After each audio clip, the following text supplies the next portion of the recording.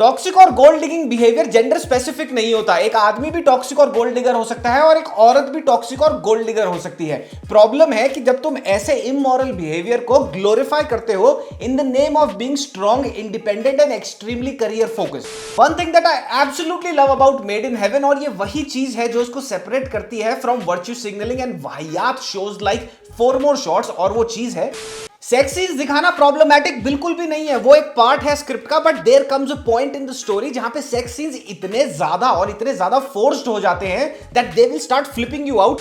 बहुत important societal issues को address करा गया है शो के अंदर, बहुत ही ब्यूटीफुली, बहुत ही अच्छी लिखाई है, but at the same time कुछ कहानियों में सिर्फ अंग्रेजी बोल के।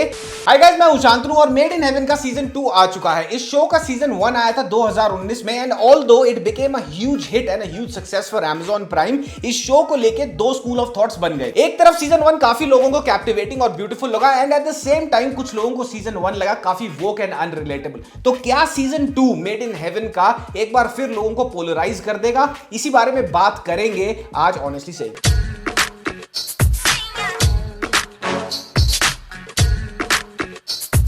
To begin with, अर्ली 2019 में मेड इन हेवन का सीजन 1 आया था। तब मेरा चैनल एग्जिस्ट नहीं करता था, तो I never got to review the season 1 of MIH। लेकिन सीजन 2 को रिव्यू करने से पहले I did my due homework. मैंने बिंज वॉच किया सीजन 1 को, और ब्रीफ में सीजन 1 का मेरा रिव्यू यही है that it was a very lovely show. अब सीजन 2 एग्जैक्टली वहीं शुरू होता है जहां सीजन 1 खत्म हुआ था, लेकिन सीजन 2 की स्टोरी टेलिंग और स्टोरी राइटिंग में मेरा सबसे बड़ा पॉइंट ऑफ कंसर्न यह था कि 2019 से लेकर 2023 के बीच में पूरी दुनिया के सोशो पॉलिटिकल एनवायरनमेंट में एक बहुत जबरदस्त पैराडाइम शिफ्ट आया है in terms of the fact कि हमारी लाइव्स में हॉलो फेक एजेंडास को बहुत ही जोरों शोरों से पुश करा जा रहा है।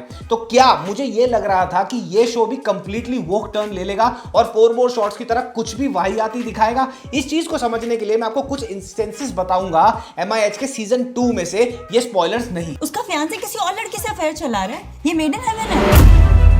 सीजन 1 में जो करण का कैरेक्टर था हु बीइंग गे, सोसाइटी के अगेंस्ट तो लड़ ही रहा है, पर उसके अंदर भी अपनी आइडेंटिटी को लेके एक कशमकश चल रही है, एक टर्मोइल चल रहा है, and it was beautifully portrayed in season 1। Season 2 में भी तुम्हारे को सेम करण देखने को मिलेगा। एंड एक चीज जो मैं बहुत अप्रिशिएट करता हूं about the writing of Karan's character is the fact कि करण गे है, उसको पता है वो क्या है, उसको पता है उसके राइट्स क्या है और क्या नहीं है, और वो सही चीजों के लिए लड़ रहा है अपनी कम्युनिटी के लिए। और सबसे बड़ी चीज ये दैट वो पूरी दुनिया में जाके ये ढिंडोरा नहीं पीट रहा कि आज मेरे प्रोनाउन ये है, कल मेरे प्रोनाउन ये वो हो जाएंगे, मैं 7 रंग के बाल रंगवा लूंगा और तुम्हारे को वही बोलना है जो मैं चाहता हूं तुम बोलो। एक नया कैरेक्टर तुम्हारे को देखने को मिलेगा इस सीजन के अंदर, जो है एक ट्रांसजेंडर का, और उसका नाम होता है मेहर। How you guys met? Mehar एक fully transitioned male to female transgender है, and the best part is कि इन्होंने एक लड़की को कास्ट नहीं करा है एक ट्रांसजेंडर प्ले करने के लिए। इन्होंने कास्ट किया है त्रिनेत्रा को, जो एक्चुअली में एक सोशल मीडिया इन्फ्लुएंसर है, डॉक्टर है, and she has actually transition from being a male to a female. Mehar के कैरेक्टर से भी स्टोरी के थ्रू कोई हॉलो एजेंडा पुश नहीं करा जा रहा है। इनफैक्ट मेहर का जो कैरेक्टर है वो बहुत ही इंटेलिजेंटली और ब्यूटीफुली रिटन है। जहां भी स्टोरी को मौका मिलता है वो उन लोगों से कम्युनिकेट करने की कोशिश करती है और उनको अवेयर कराने की कोशिश करती है कि हाँ, मेल टू फीमेल और फीमेल टू मेल ट्रांसजेंडर्स क्या होते हैं, कैसा होता है ट्रांजिशन। इनफैक्ट कुछ शॉट्स तुम्हारे को इतने हार्ड हिटिंग लगेंगे around Mehar's character that you would be like कि हाँ यार, this is how these characters should be actually written. Karan और मेहर का कैरेक्टर जिस हिसाब से लिखा और पोर्ट्रे करा गया है, मेरे हिसाब से LGBTQ कम्युनिटी की जो शोज के अंदर रिप्रेजेंटेशन है, इनफैक्ट उनके जो कैरेक्टर्स लिखे जाते हैं वो बिल्कुल ऐसे ही लिखे जाने चाहिए, without any bells and whistles, for other people to take these things as very normal. Small part of your big day. Moving on, जो दूसरा बड़ा कैरेक्टर है शो का वो है तारा का। अब सीजन 1 में हम सबने ये देख लिया था कि जो तारा का कैरेक्टर है उसकी माँ उसको सिखा रही है कि तेरे को जिंदगी में अगर सफल होना है ना तो तेरे को गोल्ड डिगर ही बनना पड़ेगा। अब क्या सीजन 2 में वो एक्चुअली में गोल्ड डिगर बनती है? डिवोर्स में चिल्लड़ मिल रहे हैं तुम्हें Tara, you should get what you deserve. Season 2 में तुम्हारे को ये देखने को मिलेगा कि तारा और आदिल की स्टोरी एक्चुअली में होती कैसे है, और स्टोरी जब आगे बढ़ती है तो ये पता लगता है कि कैसे रिलेंटलेस और शेमलेस तरीके से तारा आदिल की कंपनी में 50% शेयर्स मांग लेती है, when she actually deep down inside knows that she deserves absolutely nothing. अब यहां पे सबसे बड़ी प्रॉब्लम ये है कि पूरी की पूरी स्टोरी में ये इसको ऐसे पोर्ट्रे करा गया है, एक तो इंग्लिश बोल के हर चीज को, गलत चीजों को जस्टिफाई कर देते हैं, और सबसे बड़ी दिक्कत ये है कि इसको ना कैरेक्टरिस्टिक दिखाया है of a strong, independent and intelligent woman when at the grassroots level everybody watching this show knows that she's out and out a gold digger. Adil Tara पे चीट कर रहा होता है, ये पहले सीजन में क्लियर हो जाता है, लेकिन जब तुम्हारे को पता लगेगा कि तारा ने आदिल से शादी करने के लिए करा क्या और उसके बाद उन दोनों के जो बुरे कर्म थे, वहां पे चीटिंग और यहाँ पे जो इसने तारा ने आदिल से शादी करने के लिए किया आदिल के साथ, ये नलिफाई कर जाता है एक दूसरे चीज को। लेकिन जब बात आती है कि कैसे आदिल की आधी से ज्यादा जायदाद को हड़पा जाए, तो वहां पे तारा की कैरेक्टर को बहुत ही सिंप्लीफाइड और शीक तरीके से जस्टिफाई कर दिया गया है। And not only that, Tara goes around and tells other women to be a gold digger at the same time. The rest is whiskey. जो आदिल ने तारा के ऊपर चीट किया वो तो एब्सोल्युटली गलत था ही, लेकिन जो तारा ने आदिल के साथ किया वो भी बिल्कुल गलत था। But at the end of the day story एक ऐसे बोर्ड पे आके खड़ी हो जाती है जहां पे तारा का कैरेक्टर एक अपस्टैंडिंग वुमन, एक अपस्टैंडिंग एक्चुअल फेमिनिस्ट का कैरेक्टर बन सकता था, लेकिन they chose to justify gold digging in the name of what I don't understand. Tara के कैरेक्टर का अंडरलाइंग प्रेमिस बिल्कुल 4 मोर शॉट्स की फीमेल कैरेक्टर्स की तरह है कि भैया अगर मर्द चुतियापा कर रहे हैं, वो गधे हैं, तो हम भी उनसे बड़ा चुतियापा करेंगे, हम उनसे बड़ी गधी बन के दिखाएंगे और वो गधापन्ना नलिफाई हो जाएगा और हम एक फेमिनिस्ट बन जाएंगी। सीजन 1 की तरह सीजन 2 में भी मल्टीपल वेडिंग स्टोरीज और मल्टीपल रिलेशनशिप स्टोरीज दिखाई गई हैं, लेकिन कुछ स्टोरीज सीजन 2 में इतनी ज्यादा स्टूपिड है। फॉर एग्जांपल जो सबसे ज्यादा बेसिर पैर की कहानी है सीजन 2 में, वो है नीलम और समीर सोनी की। जब तुम इसको देखोगे ना, तो एक तरफ तो ऐसे शोज बहुत बढ़ चढ़ के बात करते हैं मेंटल हेल्थ की, लेकिन जब तुम इन दोनों की कहानी देखोगे तो नीलम के बच्चे और समीर सोनी के बच्चों पे उनकी करतूत का क्या असर पड़ रहा है मेंटली, कोई उसके बारे में बात ही नहीं कर रहा है।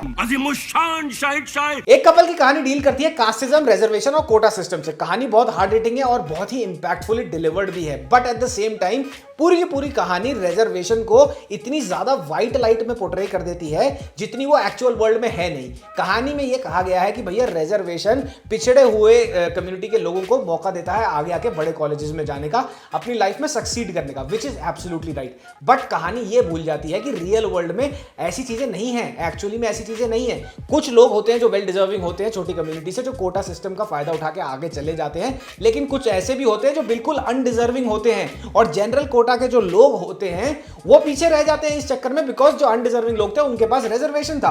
तो इस बारे में स्टोरी में कोई बात ही नहीं करी गई। Your family is not comfortable with who I am. और एक कहानी में तो इनके पास कहानी बची नहीं, स्क्रिप्ट लिखने वाले शायद छुट्टी पे चले गए या वो सो गया भोला मुनक्का खा के। उस कहानी में लड़की अपने आप से ही शादी कर लेती है, ऑल्टर पे जाके बोलती है I am here to honour my self, celebrate my self. इतना खर्चा कर दिया मेरे बाप ने मेरे को सेलिब्रेट करने के लिए। अब इंग्लिश में बोल के किसी भी चीज को जस्टिफाई कर दोगे क्या तुम? एक स्टोरी जो मुझे सबसे ज्यादा आउटस्टैंडिंग लगी इस शो के अंदर, उसके बारे में तुम्हें बताता हूं, लेकिन उससे पहले टीजर देखो। इस बार का ऑनेस्टली सेइंग पॉडकास्ट का सबसे ज्यादा रिक्वेस्टेड गेस्ट है ये भाई साहब, इनका नाम है Anmol Jamwal, tried and refuse production के। तुम लोगों ने सबसे ज्यादा रिक्वेस्ट किया था कि भाई इसको लेके आओ, I made it happen. Teaser देखो, जाके सब्सक्राइब करो, इसी वीडियो के साथ साथ दूसरे चैनल पे भी जाना, सब्सक्राइब करना और वो वीडियो को चेकआउट करना। Dude, that scene blew me away. The way you put your point across and that too in English, that puts a good ass filter. अब तो छपरियों को तो समझ ही नहीं आएगा तू बोल क्या रहा है। Oh dude, pre release, pre poster, एक बार तो टीजर आया भी नहीं था और प्री टीजर रिव्यू। अबे बात क्या कर रहे हैं भाई? बाथरूम से वीडियो बना देते हैं, बाथरूम से वीडियो। गदर में पहली फिल्म एक लेगेसी थी। ट्रेलर लॉन्च इवेंट में सनी पाजी खुद बोल रहे हैं कि हमारे को सेंटिमेंट नहीं हर्ट करने पाकिस्तान वालों के। तुम जिसको डिफेंड कर रहे हो वो क्या बोल रहा है पब्लिक में, जाके उसको देख तो लो पहले। Blind hit. बॉयकॉट बॉलीवुड पे कितने वीडियोस उखाड़ लोगे तुम? 3 महीने तक वही चला रहे थे तुम यार। That's a great point. You should quote that. Sell it as merchandise. And we gotta do it something like this.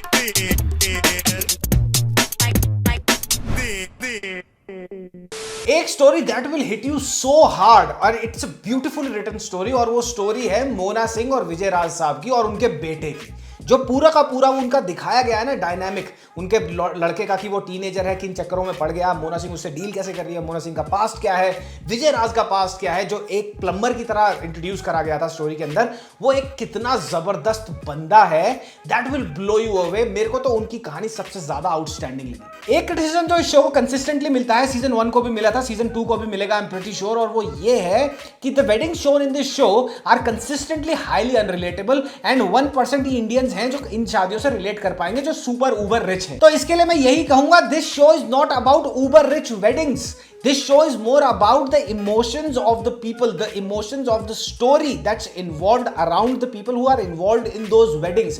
तुम इस शो से हालांकि मटीरियलिस्टिक लेवल पे कभी भी कनेक्ट नहीं कर पाओगे, लेकिन इमोशनल लेवल पे कहीं ना कहीं कनेक्ट जरूर ढूंढ लोगे। सीजन 1 में भी सीजन 2 की तरह जो कास्ट का रोस्टर है बहुत एक्सटेंसिव है, बहुत मंजे हुए कलाकार हैं, right from the lead cast to the supporting actors, everybody does a fantastic job. जो मेरे को आउटस्टैंडिंग कैरेक्टर्स लगे शो के अंदर वो थे शोभिता धूपलियाल, अर्जुन माथुर और Shashank Arora. So overall guys, very honestly saying season 2 of Made in Heaven is a very good one time watch. Of course you cannot watch it with your family, explicit scenes हैं और ये हर चीज पता नहीं क्यों फैमिली के साथ देखनी है, फैमिली के साथ देखनी है, क्या ट्रेंड है, हर चीज तुम लोग फैमिली के साथ नहीं देख सकते ना।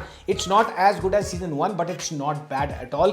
कहीं पे कहीं ये almost borderline woke हो जाता है, लेकिन then it pulls back and comes right back on the track and makes sense. तो जाओ और जाके check out करो। Zoya Akhtar again has delivered a very very good show. Hats off to her and her team. हम चलते हैं, हम मिलेंगे गदर के रिव्यू में, ओ माय गॉड के रिव्यू में नेक्स्ट। तब तक के लिए ऑनेस्टली सेइंग पॉडकास्ट को चेकआउट करना मत भूलना। मामा मियां, लजाने पप्पी, बाय बाय।